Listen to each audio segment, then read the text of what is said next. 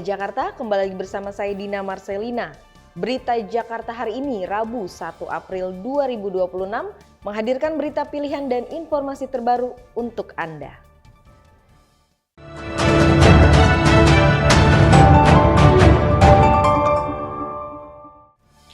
Warga Jakarta, sebelum kita ke berita utama berita Jakarta hari ini, dari meja redaksi telah kami siapkan 3 berita pilihan dari website beritajakarta.id berikut ini. Dinas Bina Marga DKI Jakarta menyelesaikan penataan 2 titik zebra cross di Jalan Profesor Dr. Supomo, Tebet, Jakarta Selatan. Penataan dilakukan di depan Universitas Shahid dan seberang sekolah Kinderfield untuk menjamin keselamatan pejalan kaki. Pekerjaan pada 3 titik lainnya akan dilakukan secara bertahap guna mendukung mobilitas warga yang lebih aman dan tertib. Personel gabungan Pemkot Jakarta Barat membongkar 45 bangunan liar di lahan TPU Pegadungan Kalideres. Sebanyak 126 kepala keluarga telah sepakat untuk direlokasi guna mengembalikan fungsi lahan pemakaman. Pemerintah kota mentargetkan seluruh proses pembongkaran dan relokasi warga rampung dalam pekan ini. Pembangunan instalasi pengolahan air limbah atau IPAL di Taman Bendera Pusaka, Kebayoran Baru, Jakarta Selatan ditargetkan rampung Juni 2026. Dinas Sumber Daya Air DKI Jakarta akan memperbaiki kualitas air danau yang saat ini menghitam dan berbau. Diharapkan dengan penyelesaian tersebut akan menambah kenyamanan warga untuk menikmati taman dalam berinteraksi sosial dan juga aktivitas olahraga. Informasi selengkapnya warga Jakarta bisa langsung kunjungi website beritajakarta.id, website berita resmi pemerintah Provinsi DKI Jakarta.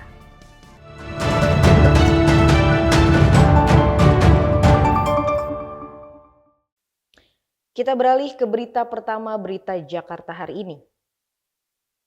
Pemerintah Provinsi DKI Jakarta menggratiskan kantong parkir darurat seluas 5 hektar di Terminal Tanah Merdeka untuk kendaraan logistik.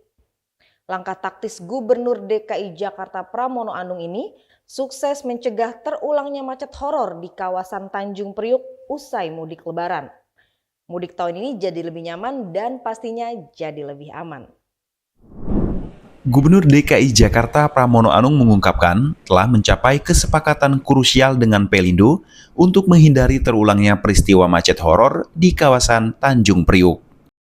Pada 16 hingga 18 April 2025, kemacetan panjang terjadi karena antrean truk besar yang akan masuk ke pelabuhan Tanjung Priuk. Bahkan antrian mengular hingga ke jalan arteri dan jalan tol dalam kota.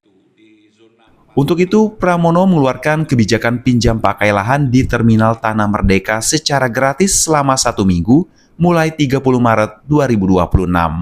Lahan ini mampu menampung sekitar 200 kendaraan kontainer. Sehingga truk-truk logistik tidak lagi mengantri atau menumpuk di badan jalan yang selama ini menjadi titik kemacetan di Jakarta Utara.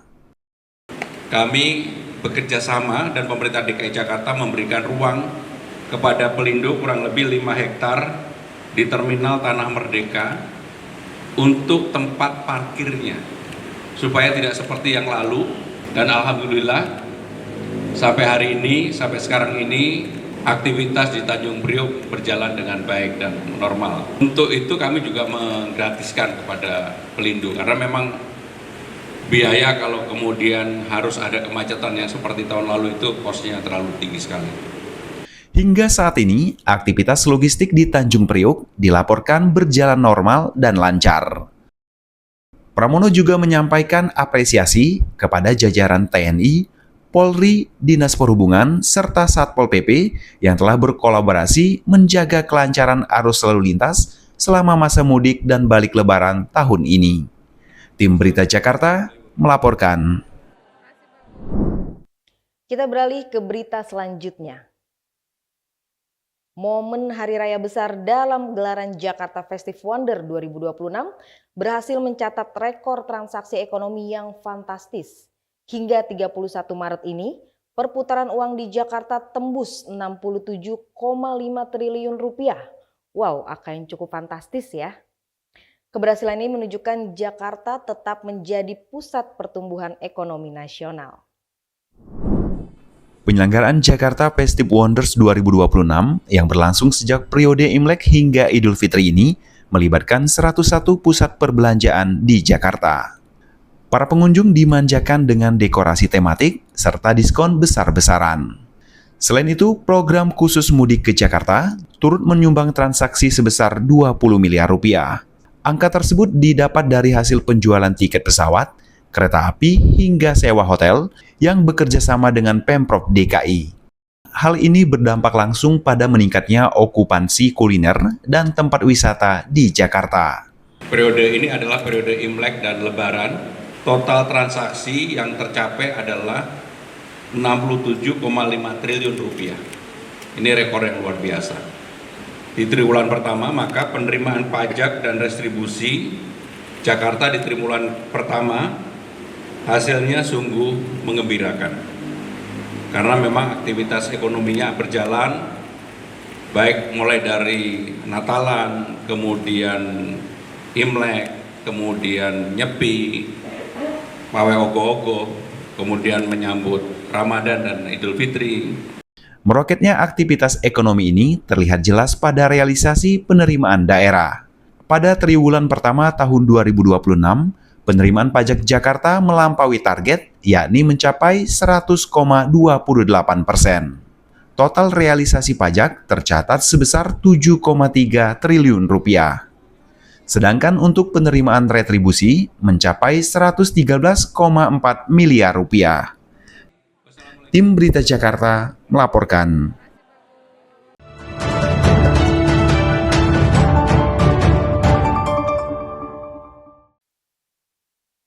Kita ke segmen Info Jakarta. Tren padel makin meningkat di Jakarta nih, namun pembangunan lapangannya udah nggak bisa sembarangan lagi. Karena Dinas Pemuda dan Olahraga Provinsi DKI Jakarta kini resmi mengeluarkan aturan setiap pembangunan lapangan padel baru wajib mengantongi rekomendasi teknis atau Rekomtek. Rekomtek menjadi syarat penting sebelum mengurus persetujuan bangunan gedung atau PBG.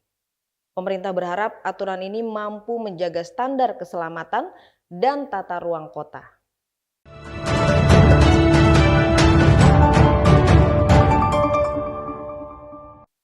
Beralih ke informasi cuaca. Sebelum memulai aktivitas esok hari, warga Jakarta bisa melihat perakiraan cuaca yang dirilis BMKG berikut ini.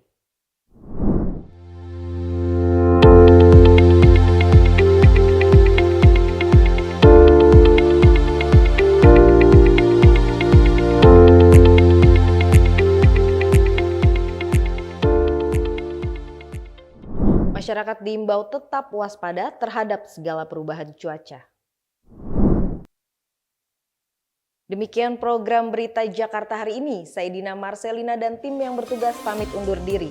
Menyongsong 5 abad Jakarta, Jakarta Kota Global dan Berbudaya.